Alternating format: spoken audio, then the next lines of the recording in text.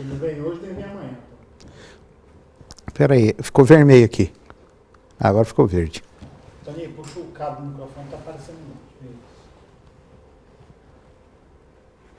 Deixa eu... Ok. Opa. Testou o TP aí? Porque se não tiver o TP também não tem como não. Não, tá testado. Agora ele tá descendo, ó. Pronto. Mas sem o TP tem, que você lê na mão. Lê. O microfone e o TP.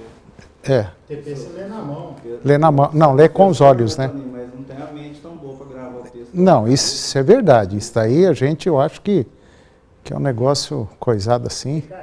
Inteligente, mas nem tanto. Não é nem tanto. Não pode tirar o papel da sua mão. É, se tirar o papel. Atenção, gente.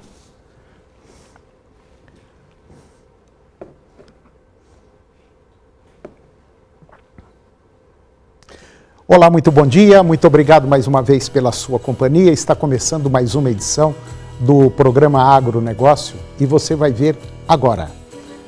Definido o preço mínimo da uva para a safra 2018-2019. A Conab fechou o valor que será pago pelo quilo da uva industrial. Brasil vai reforçar controle de bovinos em estados que vão retirar vacina contra a fitosa.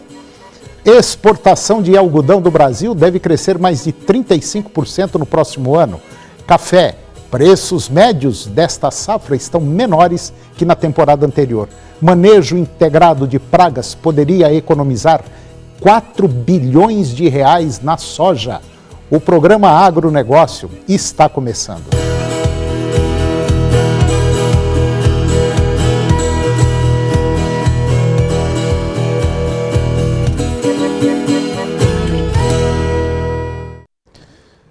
O anúncio realizado pela Conab, que foi divulgado agora no último dia 4, definiu o valor mínimo que será pago pelo quilo da uva industrial na safra 2018-2019. Preço R$ 1,03 o quilo. A Frente Parlamentar em Defesa da Vitivinicultura destacou que o reajuste do preço era uma reivindicação do setor e essa é uma boa notícia para os produtores que enfrentaram a elevação dos custos de produção em decorrência da precificação ser em dólar, o que acabou retirando boa parte da margem de lucro dos agricultores. Uma das principais preocupações agora é diminuir o impacto dos prejuízos na Serra Gaúcha, principal polo produtor do país, que foi atingida pelo granizo que destruiu boa parte dos parreirais no final de outubro. O reajuste do preço ele deve ser aplicado já a partir do dia 1º de janeiro de 2019 e vale para as regiões Sul, Sudeste e Nordeste do Brasil. O controle do trânsito de animais será cada vez mais rigoroso no Acre e Rondônia, parte de Mato Grosso, do Amazonas, Paraná, para prevenir o ressurgimento de focos de febre aftosa nessas regiões. E nesses estados, a vacinação contra a doença ela começará a ser retirada a partir de novembro do próximo ano. Pelo menos é o que informa o Ministério da Agricultura. As ações para reforçar essa vigilância nos limites domésticos e de fronteiras com os países vizinhos estão sendo discutidas. Esses estados precisam reforçar os atuais postos de fiscalização, construir novos e ampliar os controles a fim de cumprir as exigências para atingir o status de zona livre de febre aftosa sem vacinação. As medidas de vigilância elas integram as ações do Programa Nacional de Erradicação e Prevenção de Febre Aftosa 2017-2026. Um estudo realizado pela Embrapa indicou que controlar percevejos e lagartas da soja através das técnicas do manejo integrados de praga, o MIP, poderia economizar uma quantia de 4 bilhões de reais na produção nacional da oleaginosa. Além disso, a economia poderia aumentar a margem de lucro do agricultor em pouco mais de R$ 125 por hectare. A Embrapa Agropecuária Oeste, lá do Mato Grosso do Sul, ela tem observado um retrocesso no manejo da soja. Em alguns casos, houve um abandono dessa estratégia que exige muita presença e atenção do produtor nos diversos estádios das lavouras, o que fez com que houvesse um aumento excessivo de aplicações de inseticidas nas plantações e com consequências indesejáveis do ponto de vista econômico, ecológico e ambiental. O uso do MIP extrapola os resultados econômicos e contribui para o controle biológico natural do agroecossistema. No entanto, o sucesso desse tipo de manejo exige dedicação, acompanhamento e presença do agricultor na lavoura. E agora vamos ver como fica o tempo para hoje no estado de Goiás. Para a maioria dos municípios, deveremos ter hoje possibilidade de pancadas de chuva, nebulosidade variável com pequena chance inferior a 30% de pancada de chuva e pode ser até acompanhada de trovoadas a qualquer hora do dia. Vamos conferir agora a temperatura para os principais municípios produtores do estado de Goiás. São Miguel do Araguaia, 32 a máxima e 23 a mínima. Minaçu, 29 a máxima e 23 a mínima. Posse, 32 a máxima e 20 a mínima. Aruanã, 34 a máxima e 29 a mínima. Cabeceiras, 27 a máxima e 20 a mínima. Itaberaí, 29 a máxima e 20 a mínima. Cristalina, 25 a máxima e 17 a mínima. Mineiros, 33 a máxima e 20 a mínima. Rio Verde, 32 a máxima e 20 graus a temperatura mínima. E depois do intervalo você vai ver que o mercado do couro verde segue sem força para reagir. Exportação de algodão do Brasil deve crescer mais de 35% no próximo ano. E você vai conhecer o Rubertank, uma novidade que pode fazer seu bovino engordar mais. Nós voltamos já.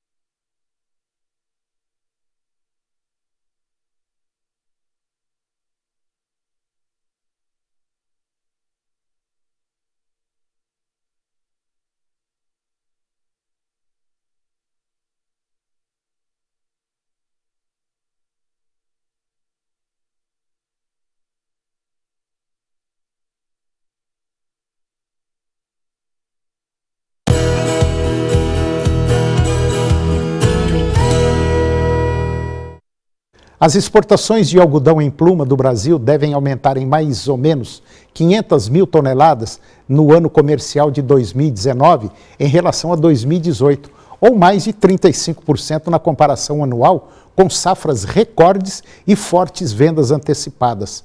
Os embarques, contudo, deverão ser diluídos ao longo de todo o ano que vem, em vez de se concentrarem no segundo semestre, como tradicionalmente isso acontece. Isso devido à menor disponibilidade de contêineres para embarques, que é um problema logístico que também aflige o setor do café. O setor exportador ainda não tem uma ideia clara do que pode ocorrer com as exportações de algodão agora em 2019, e caso a China e os Estados Unidos caminhem para encerrar uma guerra comercial. O incremento de exportações esperado para o próximo ano, ele reflete a expansão da produção prevista para o Brasil, para um recorde de cerca de 2,5 milhões de toneladas, após 2,1 milhões de toneladas neste ano de 2018. O plantio da nova safra está prestes a começar, com a colheita sendo realizada em meados do próximo ano. O abate de bovinos aumentou em 2018 em relação ao ano anterior. Este foi um dos fatores que colaborou com a queda de preço do couro verde, uma vez que aumentou a oferta do produto no mercado interno. Este aumento da oferta associado à demanda patinando mantém o preço do couro verde em patamares inferiores ao do ano passado. No Brasil Central, o couro verde está cotado em média 90 centavos o quilo. Considerando o produto de primeira linha, desvalorização de 42% em um ano. E existem negócios ocorrendo abaixo do preço de referência. Lá no Rio Grande do Sul, por exemplo, O couro verde comum está cotado em média R$ 1,35 o quilo. Para o curto prazo, a expectativa é de que o mercado siga os preços andando de lado. As médias de preços dos cafés Arábica e Robusta, na parcial desta temporada 18-19, eles estão abaixo dos registrados no mesmo período da safra anterior. No início da temporada até o mês de setembro, os valores recuaram com força devido à safra volumosa, ao câmbio e à queda no mercado internacional. Porém, no mês de outubro, o avanço externo e a maior demanda impulsionaram os preços. Já a partir de novembro, as boas perspectivas quanto à safra 2019-2020 voltaram a pressionar as cotações do café. Na parcial desta temporada, a média do indicador Exalc CPEA do café Arábica posto em São Paulo está em R$ 436 a saca, uma queda de 13% em relação ao mesmo período de 2017-2018. Quanto ao café Robusta, a média do indicador CPEA está em R$ 330 a saca nesta safra 2018-2019, 24% inferior à do mesmo período da temporada passada, isso em termos reais. E depois do intervalo você vai conhecer o Rubber Tank, ou o tanque de borracha, uma novidade para o setor da pecuária bovina. E vai ver também que a alimentação inadequada ou insuficiente do rebanho é responsável pelo baixo desempenho da produção brasileira de leite. É um minutinho só.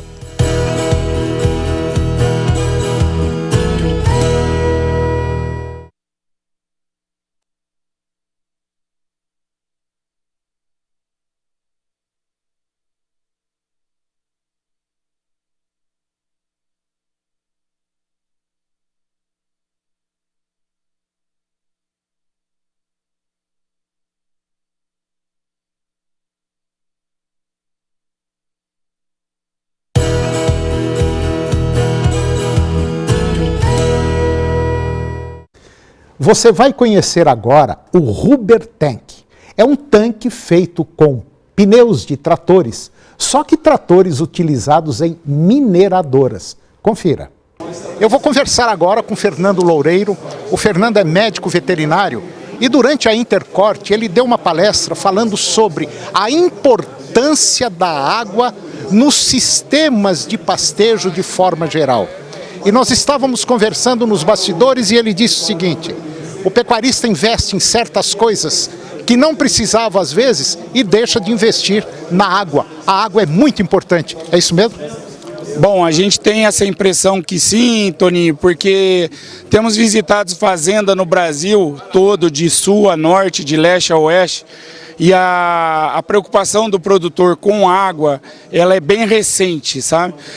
O pessoal ainda usa muito a água de açude, de represa, e muitas vezes não tem a preocupação com a qualidade dessa água.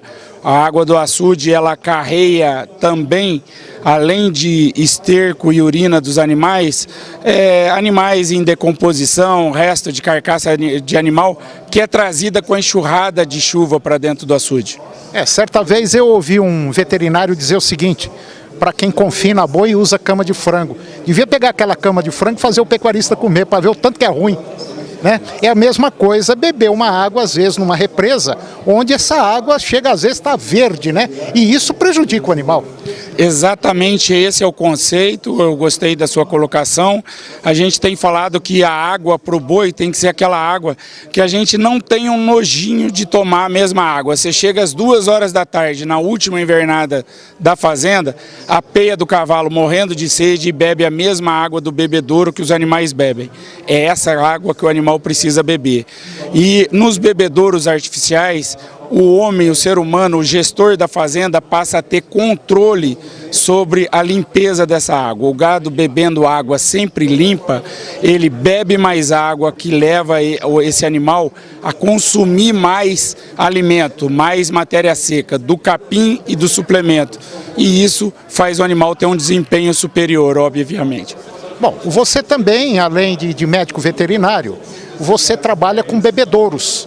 são bebedouros especiais, feitos de pneus de tratores, só que trator que usado em mineradora. São pneus gigantes, é isso mesmo? É exatamente isso, nós tivemos a oportunidade de conhecer essa técnica ou a empresa que processa os pneus gigantes nos Estados Unidos. Eu achei interessantíssima a ideia, o conceito sustentável, ambiental. A gente pega um problema ambiental da mineradora, que são os pneus, depois do descarte, e transforma em bebedouros, é uma técnica de upcycling. A gente dá uma vida nova a um produto descartado. Na fazenda a vantagem é muito grande, porque eles vão durar para sempre, eles não acabam, não vai trincar, não racha, não tem problema de boi brigando, bater e se machucar, e ainda a facilidade de mobilidade, porque eu posso tirar o bebedouro de uma invernada e levar para outra área nos sistemas integrados, com a integração de lavoura hoje, que está crescendo muito no Brasil, e também de floresta, plantio de eucalipto e tudo. Você tira o bebedouro, não fica perdido e leva para uma área que está em produção pecuária. Um pneu gigante desse, quanto de água cabe lá dentro? Bom, a gente trabalha hoje com 8 tamanhos já no Brasil. O maior deles é para 5.400 litros, atende lotes de até 250 animais. Tem tamanhos menores, desde o menor dele, que é de 500 litros, para usar no curral de manejo, no mangueiro de manuseio dos animais. Tem pneus maiores e a gente está viabilizando para trabalhar com bebedouros ainda maiores, mas os sistemas estão colocando mais unidades de bebedouros para atender quando os lotes são maiores. Bom, um dos segredos da pecuária é a água. A água é o nutriente mais importante na vida animal. A água está presente em todas as funções fisiológicas do bovino. Sem água, o animal não vive mais do que 4 dias. Sem alimento, ele consegue viver até 20 ou 30 dias. Então, a água é fundamental. E hoje, boa, né? Hoje é o que eu ia abrir agora. Hoje, o produtor está se preocupando bastante com essa água ser fornecida em volume adequado e em qualidade, água limpa que a gente bebe, o boi busca essa água e o animal, dados que nós apresentamos nessa palestra ontem e temos ela disponível para quem nos procurar, são dados de trabalhos onde o animal bebendo água limpa todo dia, ele chega a beber 10% mais água ou atingir a real necessidade.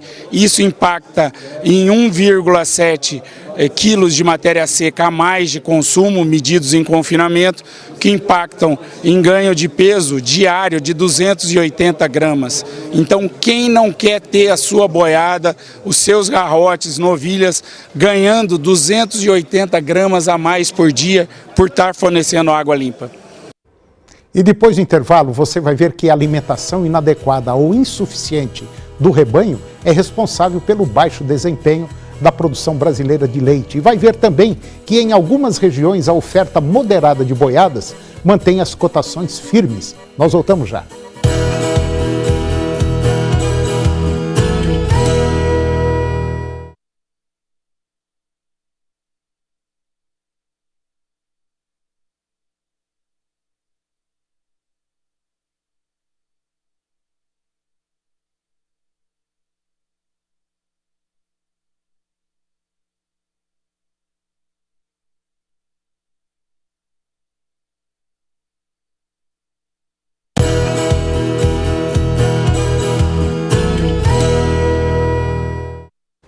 A alimentação inadequada ou insuficiente do rebanho, ela é responsável pelo baixo desempenho da produção brasileira de leite, especialmente nas pequenas e médias propriedades.